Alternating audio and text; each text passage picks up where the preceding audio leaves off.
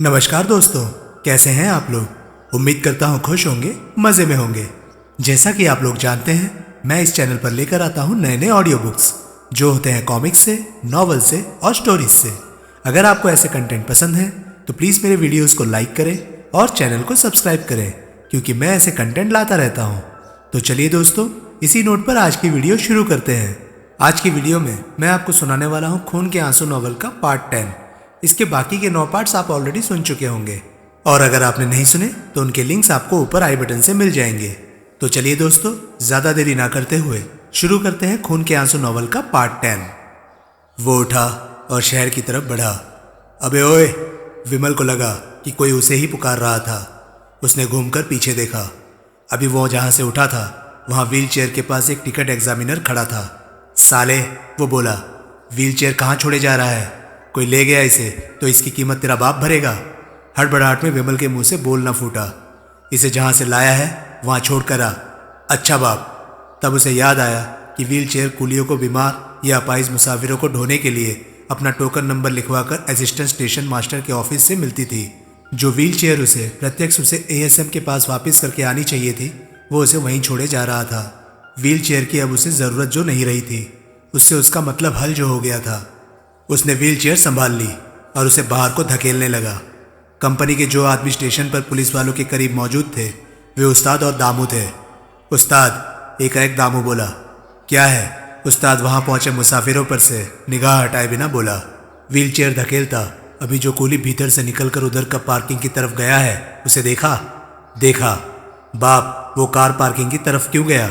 अबे साले, ये भी कोई पूछने की बात है? वो किसी अपाहिज सवारी को लेने गया होगा। लेकिन बाप, कूली को क्या सपना आया था कि उधर कार पार्किंग में किसी अपाहिज सवारी को व्हील चेयर की ज़रूरत थी? क्या मतलब? वो तो सीधा भीतर से निकला और व्हील चेयर धकेलता हुआ कार पार्किंग की तरफ बढ़ गया। उस्ताद सोचने लगा। और उस्ताद, और क्या? अगर सपना आया भी था तो अपाहिज सवारी कार पार्किंग में क्या कर रही होगी? क्या मतलब? बाप, व्हील चेयर की तलबगार अपाहिज सवारी स्टेशन पर या तो अकेली आई होगी या किसी के साथ आई होगी। इसमें तूने कौन सी भारी अकल की बात कर दी है? ये तो यूं हो गया कि या तो दिन है या रात है। एक बात तो होगी ही दोनों में से, या तो दिन है या रात है। साला कहता है अकेली आई होगी या किसी के साथ आई होगी। बाप सुनो तो। क्या सुनो? फर्ज करो तुम्हारा टांग टूटेला है। क्या? उस्ताद आंखें निकाल कर बोला। फर्ज करो बाप, सिर्फ फर्ज करो। अच्छा किया। अब अगर तुम अकेला आया है तो टैक्सी में आएगा, नहीं? हाँ, लेकिन टैक्सियाँ तो यहाँ हमारे पोर्टिको में आकर रुकती है। उनको पार्किंग में जाने का क्या काम? कोई काम नहीं। लेकिन अगर अपाहिज मुसाफिर किसी के साथ प्राइवेट कार पर आया हो तो भी कार पहले तो यहाँ आनी चाहिए। कार वाला पहले मुसाफिर को वहाँ उतारेगा और फिर परे बनी कार पार्किंग में कार ले जाकर खड़ी करेगा। कूली लोग तो बाप इधर ही बैठेला है। पार्किंग में तो कोई कूली नहीं। हो सकता है कि हो, तो भी वो पहले यहीं वापस आकर स्टेशन से व्हील चेयर लेगा, उसे पार्किंग में लेकर जाएगा और फिर अपाहिज सवारी को लाद कर यहाँ लाएगा। जब गाड़ी यहीं आकर खड़ी हो सकती है तो इतने झमेले का क्या फ़ायदा? वो अपनी गाड़ी खुद चला रहा हो सकता है। ही। कोई यूं पार्किंग में गाड़ी छोड़कर लंबे सफ़र पर जाता है? क्या पता वो लोकल की सवारी हो। बाप, लोकल की अपाहिज सवारी अपनी कार छोड़कर गाड़ी में क्यों बैठेगी? उस्ताद सोचने लगा। और बाप, दामू रहस्य भरे स्वर में बोला, बोरीवली स्टेशन का वाकया याद है? याद है। वहाँ भी सोहल हमें कूली के भेस में ही दिखाई दिया था। हरामजादा, उल्लू का पट्टा। एकाएक उस्ताद फट पड़ा। साला हमेशा 1 घंटे में मतलब की बात बक कर देता है। साफ नहीं बोलता कि कूली में कोई घोटाला है। अपन तो बराबर बोला। हरामी का पिल्ला हमेशा फारसी में बोलता है, कभी सफा हिंदुस्तानी में नहीं बोलता। उस्ताद, अपन तो थोबड़ा बंद, मैं उसके पीछे जाता हूँ। तू जाकर सारे आदमियों को खबर कर, वो व्हील चेयर वाला कूली स्टेशन से निकलकर न जाने पाए। भाग। दामू एक तरफ को लपका। उस्ताद उधर दौड़ चला जिधर व्हील चेयर धकेलता हुआ कूली गया था। अंधेरी की वजह से कूली अब उसे दिखाई नहीं दे रहा था, लेकिन होना उसे उधर ही था। विमल ने अपने पीछे करीब आते भागते कदमों की आवाज़ सुनी। अपनी कार से पीछे वो काफ़ी परे था। उसने घूमकर पीछे देखा तो उस्ताद को लगभग उसने अपने सिर पर पहुंच गया पाया। उसके हाथ में रिवॉल्वर थी। रुक जा हरामजादे, वो सांप की तरफ फुफकारा। विमल ने व्हील चेयर को जोर से उसकी तरफ धक्का दिया। व्हील चेयर उस्ताद की टांगों से टकराई। उसका शरीर दोहरा हुआ और वो व्हील चेयर से उलझता उलझता जमीन पर ढेर हो गया, लेकिन रिवॉल्वर उसके हाथ से ना छूटी। उसने विमल पर एक फायर किया जिससे वो बाल बाल बचा। अब कार तक पहुंचने की कोशिश करना बेकार था। जितनी देर में वो चाबी लगाकर कार का दरवाज़ा खोलता उतनी देर में उस्ताद उसके सिर पर पहुंच सकता था। और गोली चलने की आवाज़ पुलिस ने भी सुनी हो सकती थी। हो सकती थी क्या, सुनी ली थी। एकाएक वातावरण पुलिस की सीटियों से गूंजने लगा। विमल कारों के बीच में से होता हुआ सिर पर पाँव रखकर सामने अंधेरे में भागा। तभी उसे उधर से करीब आते कई कदमों की आहट सुनाई दी। वो बाएं कन्नी काट गया। वैसा ही भगदड़ का आलम उधर भी था। अपने चारों तरफ उसे दौड़ते कदमों की आवाज़ें सुनाई दे रही थी। अपना वहां से बच निकलना उसे असंभव दिखाई देने लगा। फिर भी वो संतुष्ट था कि नीलम को उसने सुरक्षित गाड़ी पर चढ़ा दिया था। अब हालत ये थी कि जिस दिशा से भी कम कदमों की आवाज़ उसे सुनाई देती थी वो उधर दौड़ पड़ता था। लेकिन लगभग फौरन ही उसे वो रास्ता भी छोड़ना पड़ जाता था। वातावरण पुलिस की सीटियों से भी बदस्तूर गूंज रहा था। पता नहीं उसके पीछे पुलिस वाले ज़्यादा थे या कंपनी के आदमी ज़्यादा थे, और पता नहीं किनकी बाहों में जाकर गिरना उसकी किस्मत में लिखा था। वाहिगुरु सच्चे पातशाह, उसके मुंह से निकला। तू मेरा राखा सब निथाई। अब कई दिशाओं से उसे करीब होते कदमों की आवाज़ आ रही थी। अब उसका फंस जाना अवश्यंभावी था, लेकिन किसी तरफ तो उसने भागना ही था, इसलिए वो भागा। वास्तव में अब और भागने की शक्ति भी उसकी बाकी नहीं रह गई थी। कारों की एक लंबी कतार के बीच में से भागता हुआ वो पार पहुंचा।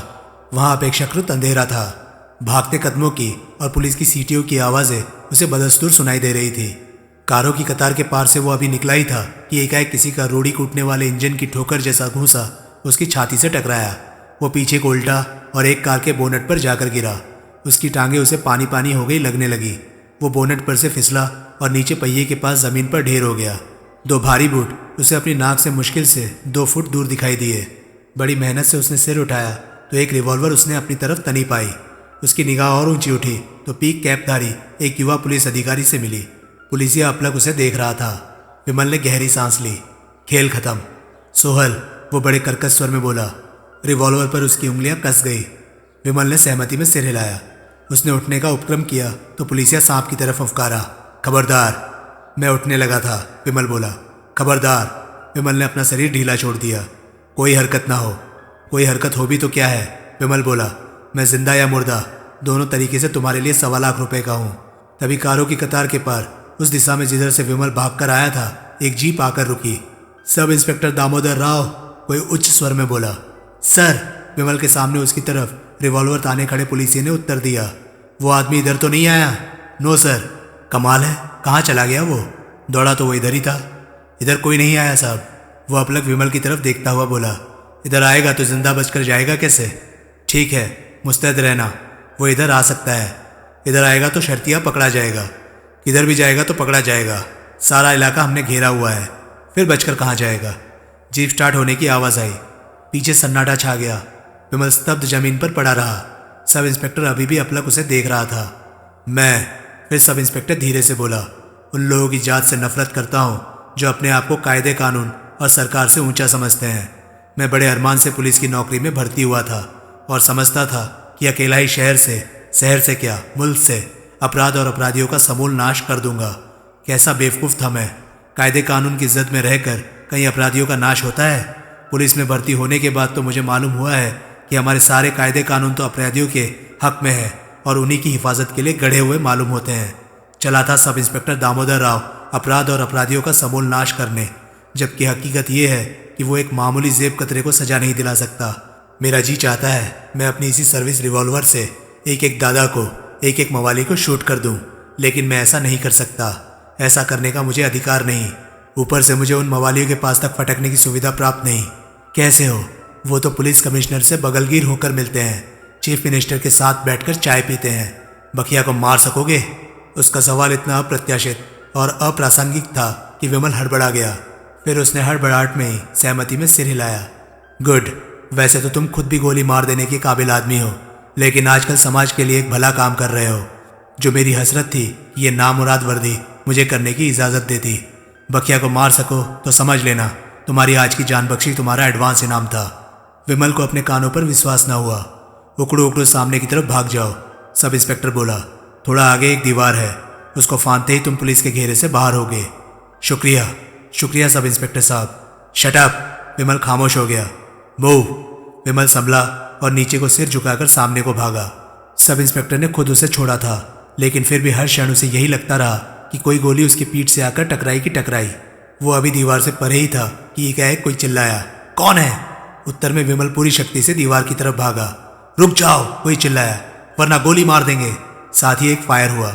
गोली उसे अपने दाएं कान के पास से गुजरती हुई महसूस हुई।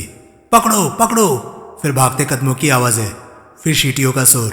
किसी प्रकार विमल दीवार फांदने में कामयाब हो गया, लेकिन आगे कोई ओट नहीं थी, सुरक्षा का कोई साधन नहीं था। उसी की तरह दीवार फांद कर दर्जनों पुलिस किसी भी क्षण वहां प्रकट हो सकते थे। फिर भी वो जान छोड़कर भागा। एकाएक एक मेटाडोर एन उसके पहलों में आकर रुकी। मेटाडोर का स्लाइडिंग डोर खुला। कैलाश! कोई भीतर चिल्लाया, जल्दी! विमल लपक कर मेटाडोर में सवार हो गया। दरवाजा फौरन बंद हो गया। मेटाडोर बगोले की तरह वहां से भाग निकली। खिड़की में से झांककर उसने पीछे देखा तो पाया कि एक साथ कई सशस्त्र वर्दीधारी पुलिस उस स्थान पर पहुंचे थे जहां की वो केवल 2 क्षण पहले मौजूद था। 2 मिनट में 2 बार वो बाल बाल बचा था। उसका वाहेगुरु वाकई सब जगह उसका रखवाला था। तभी किसी ने हाथ बढ़ाकर मेटाडोर की पिछली खिड़की पर एक पर्दा खींच दिया। बाकी खिड़कियों पर पर्दे पहले से पड़े हुए थे। कुछ क्षण वो अपनी उखड़ी सांसों पर काबू पाने की कोशिश करता रहा। फिर उसने मेटाडोर के भीतर निगाहें दौड़ाई। उसके सामने की सीट पर एक आदमी बैठा था, लेकिन वो उसकी शक्ल न पहचान सका। भीतर कोई रोशनी नहीं जल रही थी और खिड़कियों पर पर्दे पड़े होने की वजह से बाहर की रोशनी भीतर नहीं आ रही थी। तभी उसे ध्यान आया कि मेटाडोर में उसे कैलाश के नाम से पुकारा गया था। वो सक पकाया। उसने मेटाडोर के ड्राइवर की तरफ निगाह उठाई। उसी क्षण विपरीत दिशा में आते हुए एक वाहन की हेडलाइट्स की रोशनी ड्राइवर के चेहरे पर पड़ी। विमल चौंका। वो मारियो था। वो वापस अपने सामने बैठे आदमी की तरफ घूमा। अंधेरे में मुझे तुम्हारी शक्ल दिखाई नहीं दे रही, विमल शांति से बोला, लेकिन मुझे अंदाजा है कि तुम कौन हो सकते हो। कैसे अंदाजा है? पूछा गया। ड्राइवर मारियो है, इस वजह से, और वजह से कि अभी मुझे कैलाश के नाम से पुकारा गया था। कैलाश मेरा तब नाम था जब मैं गोवा में अल्फांसो साहब की सोलमर नाइट क्लब का कैशियर हुआ करता था, और मारियो तब उस आदमी का बॉडीगार्ड हुआ करता था जिसकी आवाज़ मैं इस वक्त सुन रहा हूँ। समझदार आदमी हो। पहले भी समझदार आदमी थे, आज भी समझदार आदमी हो, आगे भी समझदार आदमी रहूँगा। अगर रहे तो। विमल खामोश हो गया। उस आदमी ने हाथ बढ़ाकर मेटाडोर की साइड में लगा एक स्विच ऑन किया। मेटाडोर की डोम लाइट जल उठी। उस रोशनी में विमल ने अपने सामने बैठे आदमी की सूरत पर निगाह डाली। उसने उसे ठीक पहचाना था। वो एंथनी एल्बुर्क था। एंथनी एल्बुर्क गोवा का साधन संपन्न बहुत शक्तिशाली दादा था। कम से कम गोवा में उसके प्रभुत्व को चैलेंज करने वाला कोई नहीं था। जुआ और शराब उसके प्रमुख धंधे थे जिनको उसने मुकम्मल तौर से अपने काबू में किया हुआ था। उसकी शुरू से ही ये अभिलाषा रही थी कि किसी दिन वो इतना बड़ा आदमी बन जाए कि उसके ऊपर कोई ना हो, लेकिन ये उसकी बदकिस्मती थी कि उसके ऊपर हमेशा कोई ना कोई होता था जिसका कि खौफ उस पर हावी रहता था। पहले जब बम्बई के अंडरवर्ल्ड का बादशाह विशंबर दास नारंग होता था तो वो अनुभव करता था कि केवल नारंग के ना होने से वो टॉप पर पहुंच सकता था। फिर खुद विमल की वजह से ही गोवा में छिड़ी भयंकर गैंगवॉर के अंतिम चरण में जब विमल के ही हाथों विशंबर दास नारंग मारा गया था और गोवा में उसके प्रमुख प्रतिद्वंदी मैगुएल अल्फांसो ने अपना जुए का धंधा ही छोड़ दिया था, तो उसे लगा था कि तब उसका सितारा इतना बुलंद होने का वक्त आ गया था जितना कि वो हमेशा से चाहता था कि कभी हो। लेकिन तब नारंग की जगह एक नया दावेदार जैसे आसमान से टपक पड़ा था। वो नया दावेदार राज बहादुर बखिया उर्फ काला पहाड़ था, जिसने कि एल्बुर्क की शहंशाह बनने की सारी उम्मीदों पर पानी फेर दिया था। वो अकेला भी होता तो शायद एल्बुर्क उससे भिड़ जाता, लेकिन तभी उसका गठजोड़ जॉन रॉड्रिगेज से हो गया। वे दोनों एक और एक मिलकर ऐसे 11 हुए कि नारंग का सिंहासन हथियाने के लिए बम्बई के अंडरवर्ल्ड में छिड़ी भयंकर गैंगवॉर में उनके सामने कोई न टिक सका। नतीजा ये हुआ कि बखिया नारंग से भी ज़्यादा शक्तिशाली अंडरवर्ल्ड का बादशाह बन गया और एल्बुर्क की मंजिल उससे और दूर सरक गई। लेकिन शहंशाह बनने का जुनून एल्बुर्क के सिर से कभी उतर न पाया। वो तो सिकंदर बनना चाहता था, वो तो दुनिया फतेह करना चाहता था। जैसे मग दुनिया में बैठे बैठे सिकंदर दुनिया फतेह नहीं कर सकता था, वैसे ही गोवा में बैठे बैठे वो भला शहंशाह कैसे बन सकता था। लेकिन बखिया से टक्कर लेना भी तो उसके बूते की बात नहीं थी। फिर एक रोज उसे बखिया की लिटिल ब्लैक बुक की कहानी सुनने को मिली। इतना तो वो जानता था कि बखिया की 3/4 शक्ति नारकोटिक्स की स्मगलिंग की वजह से थी, लेकिन उसे ये नहीं मालूम था कि सारे एशिया में फैले बखिया के उस धंधे का सारा कंट्रोल एक मामूली डायरी में केंद्रित था। उसे भी डायरी वो तोता लगी जिसमें बखिया नाम के राक्षस की जान थी, लेकिन जल्दी ही उसे यह भी मालूम हो गया कि वो डायरी हथिया पाना एक सपना था। जिस वॉल्ट में वो डायरी रखी जाती थी उसे खोल पाना असंभव था। उस डायरी की महिमा क्योंकि अंडरवर्ल्ड में बच्चे बच्चे को मालूम थी, इसलिए गाए बगाए उसे हथियाने की कोशिश होना स्वाभाविक था। कभी ऐसी कोई कोशिश कामयाब नहीं हो पाई थी, लेकिन मुसलसल नाकामयाबियों का आखिरी पड़ाव भी तो कामयाबी ही होता है। एल्बर्ट का दिल गवाही देता था कि कभी न कभी वॉल्ट को खोलकर उसमें से डायरी निकाल लेने वाला कोई महारथी भी पैदा हो ही जाना था। कोई चीज़ परफेक्ट नहीं होती। इसी उम्मीद के सहारे उसने सुबेगा के कव परेड वाले ऑफिस की निरंतर निगरानी का इंतजाम किया हुआ था। उसके लिए वॉल्ट खोल पाना मुमकिन नहीं था, लेकिन अगर कोई वॉल्ट खोल लेता तो उसे डायरी हथिया लेना मुमकिन हो सकता था। कभी ना कभी बकिया का वॉल्ट खुल जाएगा। उसकी ये बात सच निकली थी। उसका लंबा इंतजार कामयाब हुआ था। उसका सब्र रंग लाया था। चोर की चोरी करने वाली उसकी योजना भी सफल हुई थी, लेकिन उसके हाथ नकली डायरी लगी थी। मारियो की डायरी लेकर आने पर डायरी पर एक निगाह डालते ही उसने पहचान लिया कि डायरी नकली थी, लेकिन अभी वो नाउम्मीद नहीं हुआ था। असली डायरी अभी भी उसके हाथ आ सकती थी। डायरी को तो अब उसने हथिया कर रहना था। उसे तो उन दिनों यूं लग रहा था जैसे बंबई में जो कुछ हो रहा था वो कोई अदृश्य शक्ति उसी की अभिलाषा पूर्ति के हेतु करवा रही थी। सब कुछ उसी के हक में तो हो रहा था। बकिया के तकरीबन सारे टॉप के लेफ्टिनेंट जन्नत नशीन हो चुके थे। बकिया को इतना कमज़ोर उसने कभी नहीं पाया था। उस दौर में डायरी का उसके हाथ लग जाना बकिया की मुकम्मल तौर से कमर तोड़ सकता था। अपनी बादशाही एल्बर्ट को अब अपने बहुत करीब दिखाई दे रही थी। मेटाडोर में उस वक्त उसके सामने बैठे आदमी के अधिकार में वो हथौड़ा था जिसका एक ही वार बकिया को बौना बना सकता था, और वो हथौड़ा वो उस आदमी से हत्या कर रहने वाला था। गाड़ी कहीं रोको, एल्बर्ट बोला। चलती गाड़ी में बात ठीक से नहीं हो सकती। मारियो ने सहमति में सिर हिलाया। कुछ क्षण बाद उसने गाड़ी रोकी। एल्बर्ट कुछ क्षण अपलक विमल को देखता रहा। एकाएक वो मुस्कुराया। मुझे पहचाना बरखुरदार, वो बोला। हाँ, विमल सहज भाव से बोला। पहचाना, मैं वही आदमी हूँ गोवा में मैगुल अल्फांसो के साथ मिलकर तुमने जिसका जीना हराम कर रखा था। विमल खामोश रहा। मिरांडा और इंस्पेक्टर सोनवलकर के कत्ल के बाद तुम्हारे गोवा से एकाएक गायब हो जाने के बाद ही मुझे पता लगा था कि असल में तुम क्या चीज़ थे। तब अपनी अक्ल को मैंने बहुत कोसा। मैं तुम्हें सोलमर नाइट क्लब का मामूली कैशियर कैलाश मल्होत्रा समझता था, और तुम निकले मशहूर इश्तहारी मुजरिम सरदार सुरेंद्र सिंह सोहल। वाह, वो हंसा। आजकल खूब ढक्कन ठोका हुआ है तुमने बकिया का। वो भी तुम्हें मामूली आदमी ही समझ रहा है, या उसे भी मालूम है कि असल में तुम कौन हो? मालूम है। वो एक क्षण ठिठका और फिर बोला।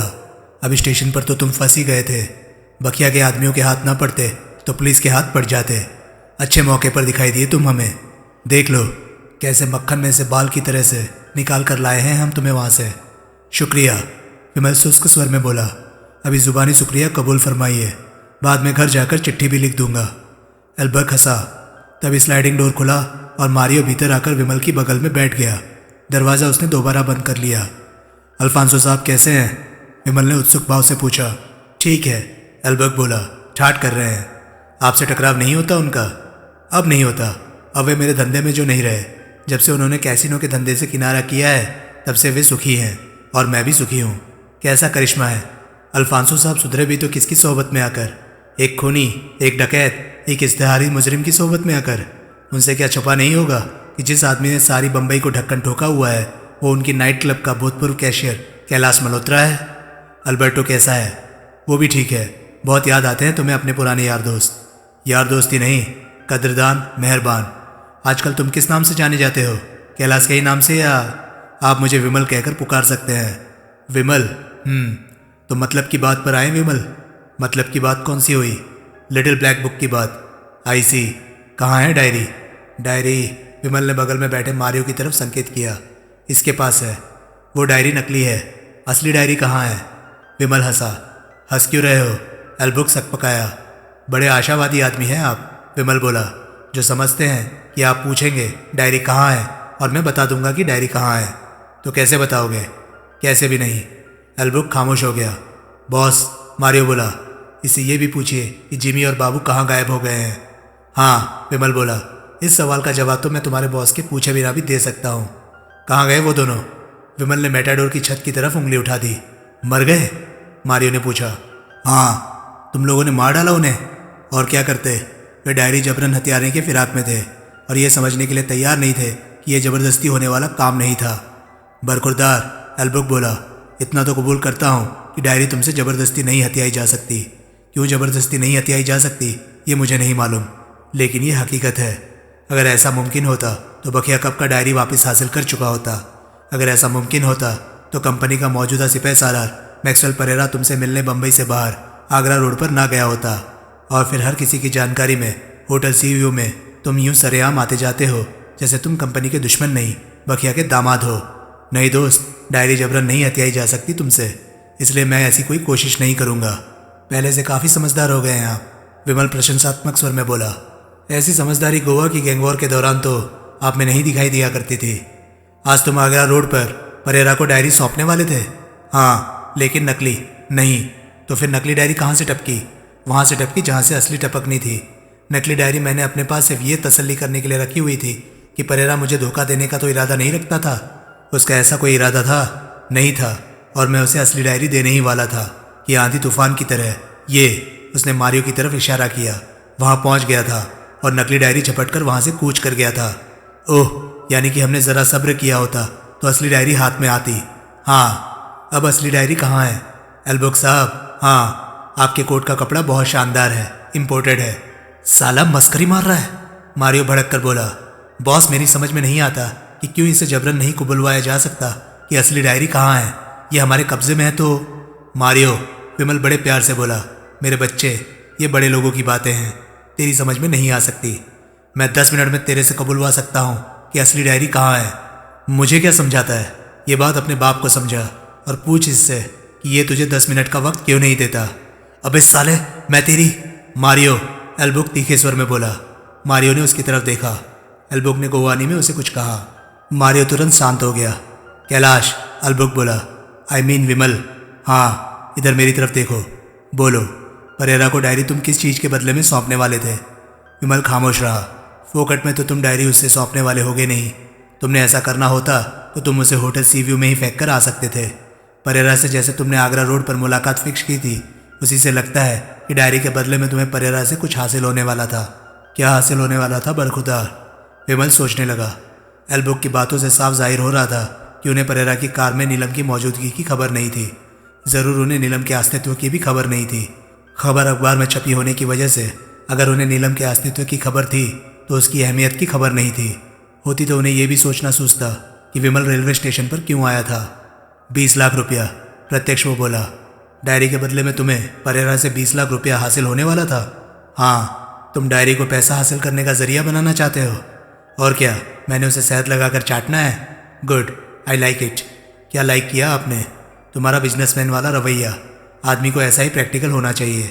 तुम्हारे पास एक चीज़ है जिसे तुम किसी अच्छे दामों पर बेचना चाहते हो। हाँ, अगर तुम्हें और अच्छे दाम मिले तो इससे ज़्यादा खुशी की बात और क्या हो सकती है। मैं तुम्हें 21 देता हूँ, वो तो कोई खास फर्क ना हुआ। 22, 30, 25 चलेगा, डन। लेकिन मैं पहले डायरी को परखूंगा। मैं नहीं चाहता कि 25 लाख रुपया खर्च करके भी मेरे हाथ में नकली ही डायरी आए। पहले मेरी तसल्ली होनी चाहिए कि मेरी रकम के बदले में मुझे खरा माल हासिल हुआ है। एल्बुक साहब, विमल हंसता हुआ बोला, अगर मैंने परखने के लिए डायरी आपको सौंप दी तो फिर आपके लिए उसकी कीमत अदा करना ज़रूरी नहीं रह जाएगा। तो फिर इस खरीद फरोख्त का हमें कोई ऐसा इंतज़ाम करना पड़ेगा जिसमें दोनों की तसल्ली हो और दोनों तरफ से ही किसी धोखाधड़ी की गुंजाइश ना हो। मतलब कि हम मुलाकात के लिए कोई जगह मुकर्रर कर लेते हैं। वहाँ तुम डायरी लेकर आ जाना, मैं रोकड़ा लेकर आ जाऊँगा। तुम रोकड़े की बाबत तसल्ली कर लेना, मैं डायरी की बाबत तसल्ली कर लूँगा। जब दोनों को तसल्ली हो जाए तो तुम अपनी राह लगना, मैं अपनी राह लगूंगा। और मुलाकात की जगह को पहले से आपके दर्जन आदमी घेर कर बैठे होंगे जो मेरे डायरी लेकर वहाँ पहुँचते ही, ये रोकड़ा लेकर वहाँ से कूच करते ही मुझे दबोच लेंगे। ऐसा नहीं होगा। क्या गारंटी है? मुलाकात की जगह तुम चुनना, यही गारंटी है। मुझे वक्त के वक्त बताना कि रोकड़ा मैंने कहाँ पहुँचाना है। वहाँ अगर मैं तुम्हें अकेला आता ना दिखाई दूँ तो बेशक मुझसे ना मिलना। ओह, वैसे जो शक तुम मुझ पर कर रहे हो वो मैं भी तुम पर कर सकता हूँ। तुम भी तो अपने आदमी वहाँ जमा कर सकते हो और मुझे डायरी दिए बिना मुझसे रोकड़ा छीनने की कोशिश कर सकते हो। मैं ऐसा नहीं करूँगा। क्या गारंटी है? मेरी नीयत मेरी गारंटी है और मारियो उसका गवाह है। मतलब इसने आगरा रोड के पुल पर मुझे देखा था। इससे पूछो, क्या मैं वहाँ अकेला नहीं था? अगर मैंने परेरा से रोकड़ा छीनने का सामान नहीं किया था तो आपके साथ भी। ओके, मुझे तुम पर एतबार है, तुम भी मुझ पर एतबार करो। अब बोलो, कब मुलाकात होती है? ये मैं कल बताऊँगा। मंजूर। मारियो तुम्हें एक टेलीफोन नंबर देता है। जब मुलाकात की जगह और वक्त निर्धारित कर लो उस पर खबर कर देना। ठीक है। मारियो ने एक कागज़ पर एक नंबर घसीटा और कागज़ उसे थमा दिया। अब एक आखिरी बात और, एल्बर्ट बोला। वो भी बोलिए। स्टेशन पर कुली की वर्दी में तुम क्या कर रहे थे? विमल ने गहरी सांस ली तो आखिरकार एल्बर्ट को वो सवाल पूछना सूझ ही गया। पहले ये बताओ, वो बोला, कि तुम्हें स्टेशन पर मेरी मौजूदगी की खबर कैसे लगी। हमारा एक आदमी स्टेशन पर तैनात था, उसने हमें खबर की थी। आई सी, दरअसल ये मालूम होते ही कि डायरी नकली थी, हमें तुम्हारी तलाश हो गई थी। मराठा समेत हम जिन कोई जगहों की निगरानी करवा रहे थे उनमें स्टेशन भी एक था। ओह, तुम किस फिराक में थे? मैं कोहली की वर्दी की ओट में बम्बई से फूट जाने की फिराक में था। ये शहर अब मेरे लिए बहुत खतरनाक जो हो गया था। डायरी के लिए रोकड़ा लेकर कहीं भी आने जाने के लिए मैं बखिया को मजबूर कर सकता था, इसलिए बम्बई में टिका रहना अब मुझे बेकार और खामखा का खतरा उठाने का काम लग रहा था। कूली बनकर पुलिस या बखिया के आदमियों की निगाह में आए बिना मैं प्लेटफॉर्म पर पहुंच भी गया था। ऐन वक्त पर दिल्ली की गाड़ी में सवार हो गया था, लेकिन साले गाड़ी के कंडक्टर ने मुझे कूली ही समझा और ज़बरदस्ती गाड़ी से उतार दिया। ओह, तुम्हारे आदमी ने मुझे स्टेशन में दाखिल होते वक्त देखा था या बाहर निकलते वक्त? बाहर निकलते वक्त, इसलिए उन्हें नीलम की खबर नहीं थी। विमल ने मन ही मन सोचा। अब एक काम मेरा भी करवाइए, प्रत्यक्ष वो बोला। क्या? स्टेशन की पार्किंग में मेरी कार खड़ी है, वो मुझे स्टेशन से परे कहीं मंगवा कर दीजिए। तुम्हारे ख्याल से तुम्हारी कार की निगरानी हो रही हो सकती है? ज़रूरी तो नहीं, लेकिन मुमकिन तो है। मारियो को कार का नंबर वगैरह बताओ। विमल ने बताया। वापस स्टेशन चलो, एल्बुक मारियो से बोला। मारियो ने सहमति में सिर हिलाया। मारियो ने स्टेशन से बहुत परे जब उसे कार लाकर सौंपी तो कार बुरी तरह से उधड़ी हुई थी। उसकी गद्दियां और साइड की रैगजीन तक फाड़कर देखा गया था कि डायरी भीतर कहीं छुपी हुई है या नहीं। विमल ने कहर भरी निगाह से मारियो की तरफ देखा। मारियो पूरी बेशर्मी से हंसा।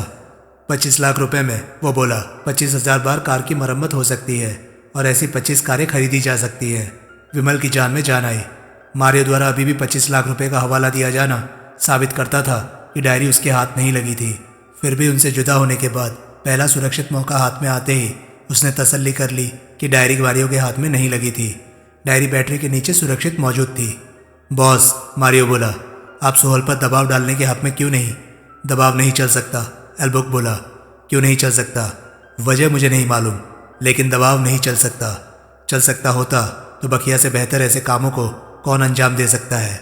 दबाव चल सकता होता तो वो सोहल की हर बात मानता दिखाई देता। लेकिन और जब सीधी उंगलियों से घी निकल रही है तो उन्हें टेढ़ी करने का क्या फ़ायदा? बॉस, सीधी उंगलियां 25 लाख रुपए भी तो खर्चा करवा रही है। एल्बर्ट हंसा। मारियो, वो बोला, एक बार डायरी हाथ में आने दे, फिर देखना हमारा रोकड़ा वापस हमारे पास होगा और ये सोहल का बच्चा ऊपर खुदा के घर के जिमी और बाबू के पास पहुंचा होगा। ऐसा? हाँ, ऐसा। फिर ठीक है। अभी सोहल के पीछे तुमने कोई होशियार बंदा तो लगाया है ना? बहुत होशियार बंदा लगाया है। फर्नांडो को लगाया है। Very good. Vimal Marine Drive पहुंचा। वहाँ जोजो और इकबाल सिंह की बीवी के प्रेम घरौंदे की निगरानी के लिए जो आदमी तैनात था उसे विमल पहचानता था। उसका नाम इरफान था और तुकाराम ने उसे उसके सामने मैरिन ड्राइव के उस फ्लैट की निगरानी का काम सौंपा था। उसने इरफान को तलाश किया। कोई खबर? उसने पूछा। कोई खबर नहीं बाप, इरफान जमाई लेता हुआ बोला। फ्लैट के आसपास पंछी ने भी पर नहीं मारा। शुक्रवार शाम से ही खाली पड़ा है। ऐसे कैसे काम बनेगा? विमल बड़बड़ाया। ऐसे तो हो सकता है यहाँ कोई वो हफ्ता कदम न रखे, 2 हफ्ता कदम न रखे। अपन भी यही सोचेला है बाप। विमल कुछ क्षण सोचता रहा, फिर उसने मन ही मन एक फैसला किया। आसपास टेलीफोन है कहीं? वो बोला। बाजू में पेट्रोल पंप है, वहाँ पब्लिक टेलीफोन है, मैं फ़ोन करके आता हूँ। बराबर। विमल पेट्रोल पंप पहुँचा और वहाँ एक कोने में बने पब्लिक टेलीफोन में दाखिल हो गया। उसने इकबाल सिंह के खास स्थित बंगले का नंबर डायल किया। कुछ क्षण बाद दूसरी ओर से किसी ने रिसीवर उठाया। हेलो, एक मधुर स्त्री स्वर विमल के कानों में पड़ा। कौन? विमल सावधान स्वर में बोला। आपको किससे बात करनी है? भाई, अपन होटल से बोल रहा है, अपन को बॉस की मिसेज से बात करने का है। बोलो, क्या कहना है? मैं मिसेज इकबाल सिंह बोल रही हूँ। भाई, बॉस ने बोलने को बोला है कि वो रात घर नहीं आने का है। ये तो साहब भी फ़ोन कर बोल चुके हैं। अच्छा, कब? आधा घंटा हो गया है। भाई, विमल गिड़गिड़ाया। थोड़ी देर को वास्ते फ़ोन करने की बात अपन के भेजे से निकल गई। भाई, बॉस को मत बोलना कि अपन आधा घंटा लेट फ़ोन किया। बोल देना कि पीछू पीछू ही फ़ोन आ गया था, नहीं तो अपन का नौकरी खलास और अपन। अच्छा, थैंक यू भाई। विमल ने संबंध विच्छेद कर दिया। ये उसके लिए बड़ी अच्छी खबर थी कि इकबाल सिंह पहले ही बीवी को बोल चुका था कि वो रात को घर नहीं आने वाला था। अब उसकी योजना ज़्यादा विश्वसनीय ढंग से कार्यवंतित हो सकती थी। उस कॉल से एक ये भी फ़ायदा हुआ था कि वो इकबाल सिंह की बीवी की आवाज़ पहचान गया था। कुछ मिनट बाद उसने फिर उसी नंबर पर रिंग किया। इस बार जवाब मिलने तक उसने जेब से रुमाल निकालकर माउथपीस पर लपेट लिया। फ़ोन इस बार भी इकबाल सिंह की बीवी ने ही उठाया। लवी, विमल फुसफुसाता सा बोला। हाँ, तुरंत उत्तर मिला। जोजो, फ़ोन पर नाम मत लो, सॉरी, आने का है इस वक्त? हाँ, लेकिन तुम्हारा साहब रात को घर नहीं आने वाला। वो तो मुझे मालूम है, लेकिन आ जाओ प्लीज़, जल्दी चली जाना। अच्छा, आती हूँ, आधे घंटे में पहुँच जाना। अच्छा, लेकिन सुनो। बोलो, तुम्हारी आवाज़ को क्या हो गया है? हो गया है कुछ, आकर देख लेना आधे घंटे बाद। लेकिन विमल ने जानबूझकर लाइन काट दी। ठीक आधे घंटे बाद इमारत के सामने एक सफ़ेद रंग की वॉल्क्सवैगन आकर रुकी। कार की ड्राइविंग सीट पर एक अनिंद सुंदरी बैठी थी। उसने कार को इमारत के कंपाउंड के भीतर ले जाने के स्थान पर उसे फुटपाथ पर चढ़ाकर खड़ा कर दिया और बाहर निकली। मोहम्मद सुलेमान से सुने हुए हुलिये के बिना पर विमल ने उसे फौरन पहचान लिया। वो इकबाल सिंह की बीवी थी। वो इतनी सुंदर थी कि अगर उसे पहले से ना मालूम होता कि वो कौन थी तो वह ज़रूर उसे कोई फिल्म स्टार समझ बैठता। तो दोस्तों, ये था खून के आंसू नॉवल का पार्ट 10। आपको ये पार्ट कैसा लगा? प्लीज़ अपनी राय कमेंट सेक्शन में मुझे ज़रूर बताएं। और हाँ, अगर आपको मेरे वीडियोस पसंद आ रहे हैं तो प्लीज़ उन्हें लाइक करें और चैनल को सब्सक्राइब करें, क्योंकि मैं ऐसे कंटेंट लाता रहता हूँ। तो चलिए दोस्तों, मैं मिलता हूँ अब आपसे अगली वीडियो में। तब तक के लिए नमस्कार, गुड बाय, सेफ रहिए, खुश रहिए, मज़े करिए।